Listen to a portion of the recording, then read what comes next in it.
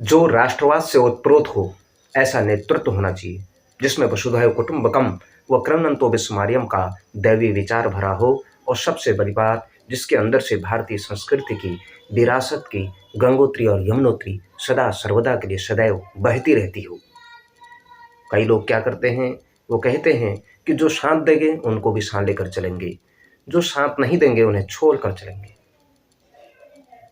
यह तोड़ने वाली भाषा है। इसलिए सबको साथ लेकर चलने की परंपरा भारतवर्ष की है, किसी को ठोकर मार कर नहीं। रास्ते में कंटक आएंगे, बाधक आएंगे, कुछ को अपनाएंगे, कुछ को आत्मसात करेंगे। जो ज्यादा ही बाधक बनेंगे उनको सदा के लिए मिटाना आवश्यक तो हो ही जाता है। इसलिए हमारी जोड़ने की परंपरा है, अपना कर चलने की परंपरा है, चाहे वो मित्र हो अथवा घनघोर शत्रु ही क्यों न हो। लात मारना तो रावण भी जानता था, ठोकर मारना तो कंस भी जानता था, पर उन सबको साथ लेकर चलने वाला कोई देव मानव ही हो सकता है।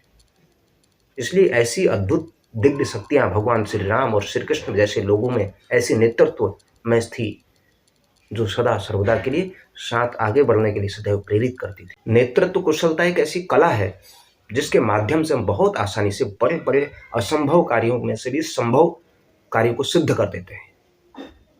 बिना मार्गदर्शन के आगे बढ़ने में भटकाव तो होता ही है, साथ में सफलता सही मार्ग की ओर, आगे की ओर बढ़ाती नहीं है। बिना नेतृत्व के इकट्ठा हुई भीड़, कुछ उससे कोई खास या विशेष कार्य नहीं कराया जा सकता।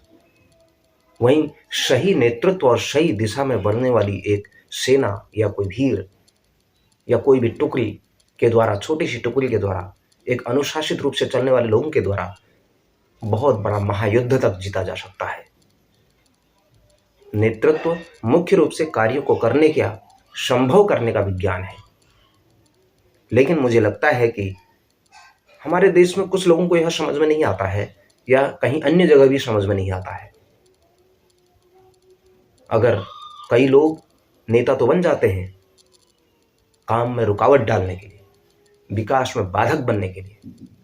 अगर आप कामकाज ठप कराते हैं, शहर शहर बंद कराते हैं, सड़कों को अवरुद्ध करते हैं, रेल रोकते हैं, आंदोलन को करते हैं गलत नाजायज तरीके से, तो इसका मतलब है कि आप नेतृत्व कर सकते हैं, लेकिन देश को रोकने की कला, देश को एक स्थान पर इकट्ठा करने की कला, यानी उसको गलत दिशा में ले जाने की जो हमारे अंदर भावनाएं भरी हुई है, वो हमको नेता बना रही हैं। ये वास्तव में नेता नहीं है।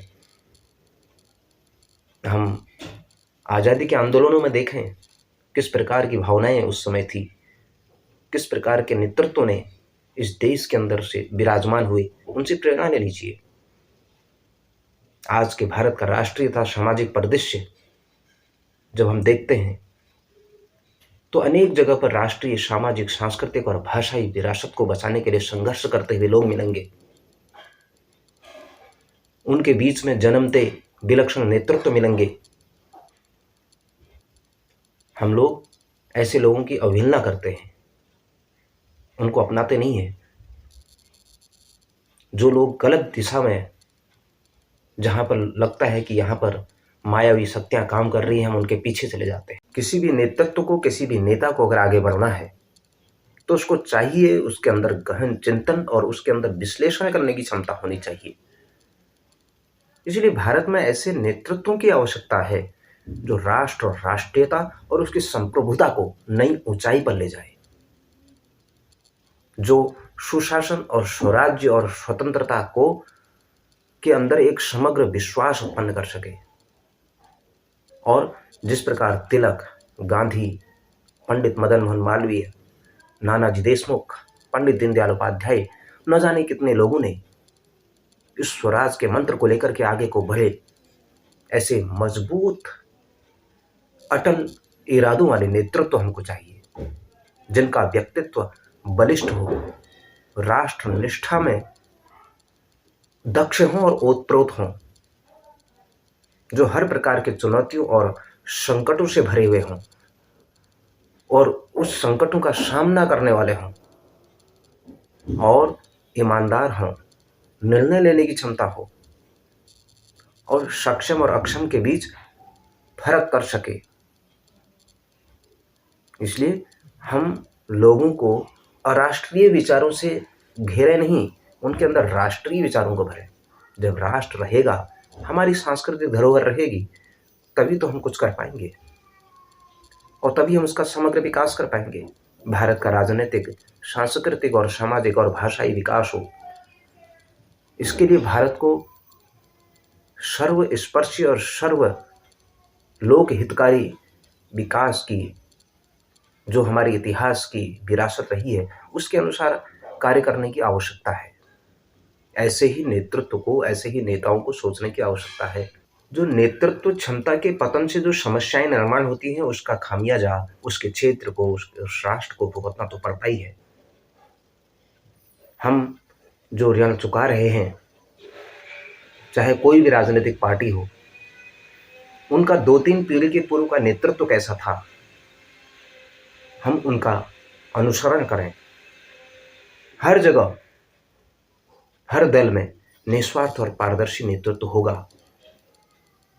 और यह ध्यान में आएगा कि अहंकार यह नेतृत्व का एक अवगुण है और हमें पता भी नहीं चलता है ये कब आ जाता है हमारे अंदर, और सफलता प्राप्त होने के बाद भी हम पथभ्रष्ट बन जाते हैं और हम चुनाव जीतने के बाद गलत दिशा में अपना भटकाव करने लग जाते हैं और हमारी जीवन शैली बदल जाती है, जीवन का रंग ढंग बदल जाता है। हमारी जीवन शैली साफ और बेदाग होनी चाहिए, आचरणों पर विचारों का अंकुश होना चाहिए। क्या ऐसा है? इस पर हमें ध्यान देना चाहिए।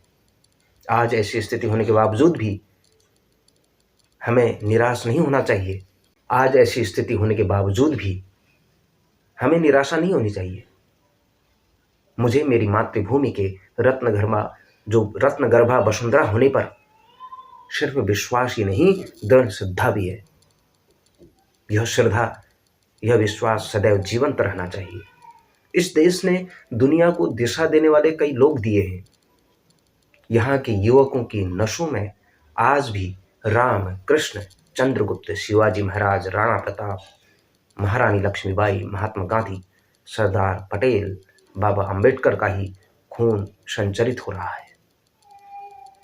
इस मिट्टी की यह तेजस्वी परंपरा हमारे यहाँ अंकुरित है। फिर हमें कोई इस प्रकार के लोगों का, इस प्रकार के नेतृत्वों को जागरूक होना चाहिए कि हमें उनका अनुसरण करें, जिन्होंने इस त्याग, बलिदान और यहाँ के सामाजिक विरासत की परंपरा के आधार पर इस भारत का भगवत ध्वज, इस भारत का ध्वज संपूर्ण दुनिया में बुलंद किया था, गुंजायमान किया था, जिसके कारण से हम विश्व गुरु के पद पर आरूढ़ हैं। दुनिया हमारी ओर देखती है कि भारत ही सभी दुनिया की समस्याओं का समाधान है। इसी प्रकार के नेतृत्व को हमें चाहिए। धन्यवाद।